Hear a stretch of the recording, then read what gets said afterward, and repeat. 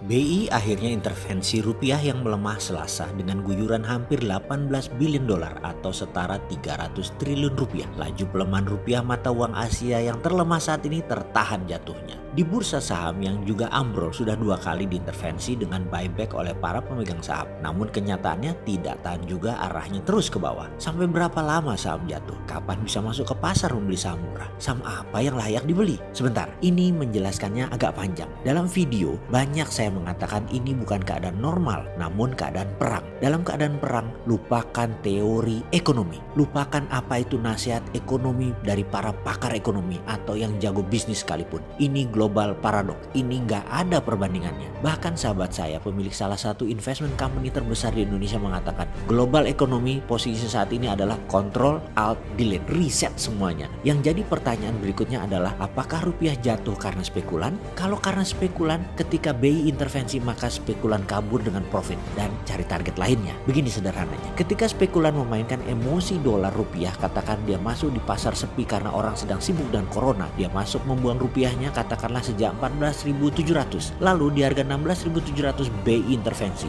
diguyur dolar. Spekulan langsung lepas di harga 16.500, panen mereka 15%. Kalau modalnya 5 triliun maka dalam 2 minggu dapat 750 miliar. BI masuk ngabur dah bawa duit profitnya. Nilai mata uang rupiah menguat lagi bahkan bisa balik ke 15 ribuan. Itu kalau spekulan yang kerja. Lalu ada beda kalau memang market yang perlu dolar, misalnya Pertamina yang mau impor, PLN dan BUMN lain yang kemarin-kemarin pinjem membangun infrastruktur pakai dolar, yang kemudian harus pegang dolar saat ini, maka pasti beli dolar lebih banyak dari yang jual dolar karena yang mereka tukang ekspor tadi belum pulih, dolar nggak ada di pasaran. Dengan kondisi begini maka rupiah besok melemah lagi. Lah terus ada lagi yang terakhir yang nggak ada hubungannya dengan surplus perdagangan, yang bukan jual beli spekulan, yaitu mereka benar-benar menarget Indonesia seperti tahun 97-98. Ini bisa terus hajar rupiah tanpa belas kasihan. Intervensi BI Selasa kemarin bisa besok-besok dipukul lagi dan dihit lagi. Ini yang saya takutkan karena sekali lagi saya ini pakar walaupun kecil-kecilan adalah trade analysis. Kalau ditarget maka rupiah bisa nggak ada bottomnya, saham bisa nggak ada bottomnya. Di masa tersebut kalau ditanya kapan beli saham di bursa, kapan bisa lepas dolarnya, maka jawabannya adalah ketika sebuah pisau meluncur jatuh, jangan coba tangkap pisau itu. Biarkan sampai nancep di tanah baru angkat gagangnya. Mengertikah sahabat dengan sanepo seperti ini? Mengertikah Anda dengan kiasan seperti ini? Rupiah kalau dihit, saham kalau dihit, biarkan dulu, jangan ditangkap di jalan. Berdarah tangan bisa-bisa. Saya bersama ini mengingatkan semua pihak termasuk diri saya akan peristiwa yang akan terjadi ke depan. Sahabat semua pasti pernah main di pantai kan? Main ombak. Kita akan naik ke papan luncur atau surfing atau yang simple deh, main bodyboard. Anda akan memilih ombak mana yang akan Anda ambil. Yang pasti ombak terbaik yang bisa panjang dan bisa membawa Anda ke pantai